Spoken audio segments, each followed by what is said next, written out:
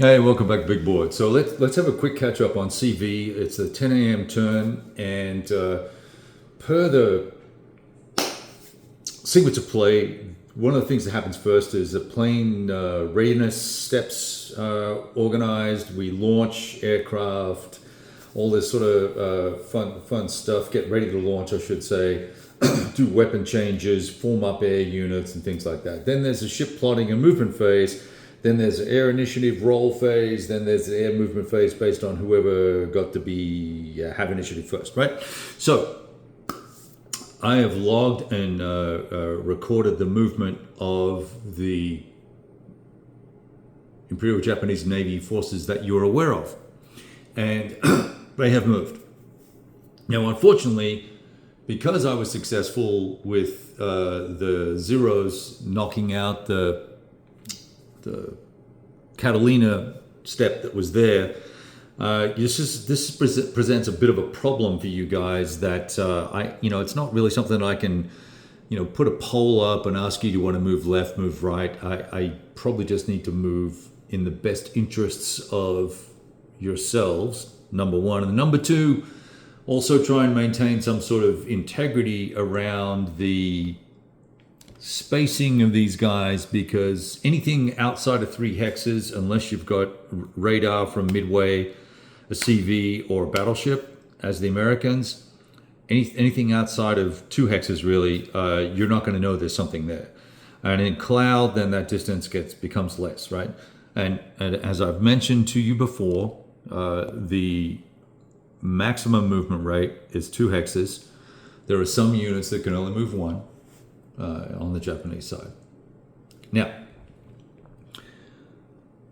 clearly, there's a little opportunity for this force to slip through here if they wish to, and then depending on initiative, if you go first, you can close with that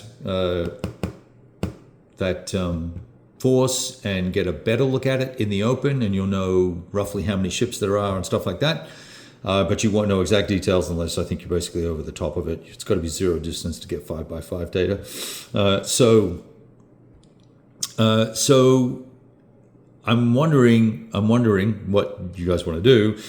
I would certainly encourage you. I actually moved this unit down 1 because I probably should have put it there last turn anyway instead of here, because you can leave a 2 hex gap there. So it was probably my mistake not optimizing for you. But when it comes to movement, I'm thinking that you could move this guy up into the clouds, and he'll still be able to see 2 hexes out, or you could go to here, and that will block, sort of tighten that gap up there. Or you can move 1 hex this way, but there might be Japanese units here. There might be more Japanese units here. You don't know, and this is the whole point of the game, right? It is definitely a tricky game to track down pieces when you don't know exactly where they started, which was the whole point of why Midway was successful, is because the Americans basically knew where the Japanese started, right? So if we did go this way and just move 2 hexes to try, or 1 hex, and then see if there's anything, then another hex, and I've got to announce it, right? But we could drive this guy up this way until it gets some sort of spotting, and then uniformly move these chaps forward. Maybe they'll pick up some other sightings, I don't know. And then you've got 2 new, let me go all the way down here, 2 new Catalinas down here. They were in that task force or air group that I had moved from offboard from Johnston, and they can form up and keep the search coming this way. And then at some point, you've still got, and I will show you all the way down here, you've got some Japanese units that entered the map last turn. Didn't mention it because it's not super relevant at this point. These are aircraft, though, and they came from wherever they came from. I can't remember the name of the place. Not Mavis, that's the plane. It doesn't matter. They're maybe it is Mavis. I can't remember. So they're shussing that way, doing something. You don't know.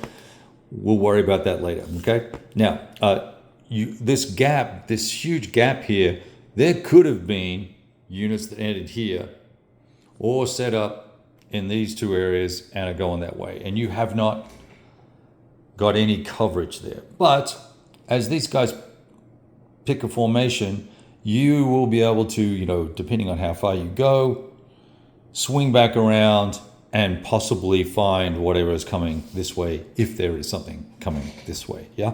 So I just want to make you aware of that, because it's something you need to be thinking about. Now, these guys are in the air for 20 turns, and that means I got to make sure I don't show my movement plot or my Japanese air. Let me just flip these pages over without smashing the American forces. You will need to land them not until this evening of June 3rd, but you need to allow a movement rate of 6 to get back. I will let you know when you need to turn back, so that you don't have to worry about it.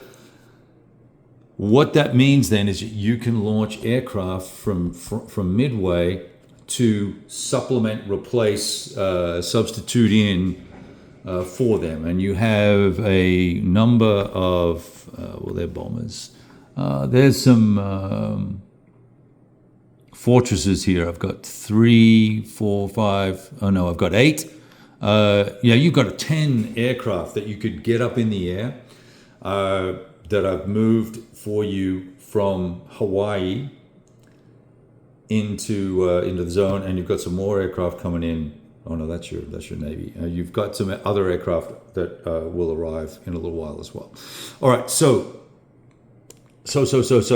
that I'm concerned for you here that up here that you don't miss the opportunity to find these guys, because I'm not being clear on what's happening. I don't want to have you miss the window.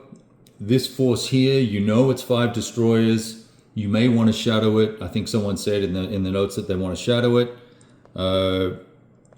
So that was the 8. That's the 9. Yep, that's the 9 a.m. move. I haven't logged it on the map yet for the 10 a.m. And there was something here. That was the last place you saw these air pieces, right? So you could assume there was something here. Or not, right? I mean, it might be one hex in another direction. You don't know that. It's now out of sight, went into the clouds. It's gone for all intents and purposes. And you would now need to work out, if you want to try and find that formation using a couple of these guys. You can also bring in, you can launch some bombers for the fortresses and flying fortress B-17s. Whatever they are, and supplement this here. Just keep in mind, you bring these Catalinas over the top to get exact detail. You're going to be in a world of hurt. They're going to 9 times out of 10, if it's a carrier force, 9 times out of 10, 100% of the time, you are going to face zeros, and you will probably be shot down. I'm positive that I will be keeping enough zeros in the air to take out a Catalina, unless I roll incredibly badly. And I don't intend to allow that to happen. The number of units that will be in the air will be sufficient to compensate for any die roll modifiers. So there's potentially something here. Now, as I said, you have other aircraft at your disposal. We got a search screen up. We're doing a grid search. We can work it out from there. You can leave it as is. You can bring in some or all of the fortresses as a secondary wave. You can't bring any fighters to the fight because we're way too far away. The other alternative is, hey, look, do you want to back everybody off and get back onto map B, back over here somewhere, or on the edge of this map here, and wait and just see if we come to you, right? That's another alternative. You could do that too. You do not have to sacrifice Catalinas to know exactly where stuff is. All right. Call this the hints, tips, and tricks phase. There are many other options you could elect to choose from. I am just giving you some ideas, and we will go for it from there. And I look forward to seeing what you guys decide, how you want to handle all this. Some of it is just not going to be able to be put into a poll. So I think the big question here is, Do you want to keep attempting to identify in detail force mix of the enemy, or do you want to pull back and monitor from the edge of the map and let the Japanese come to you? That's probably the big macro question. We can work out all the details from there. Maybe I'm asking you to make too many choices at too low a level of detail. It's something I've just been pondering about to make life easier for you, and obviously slightly easier for me too. All right, all the best. Happy hunting.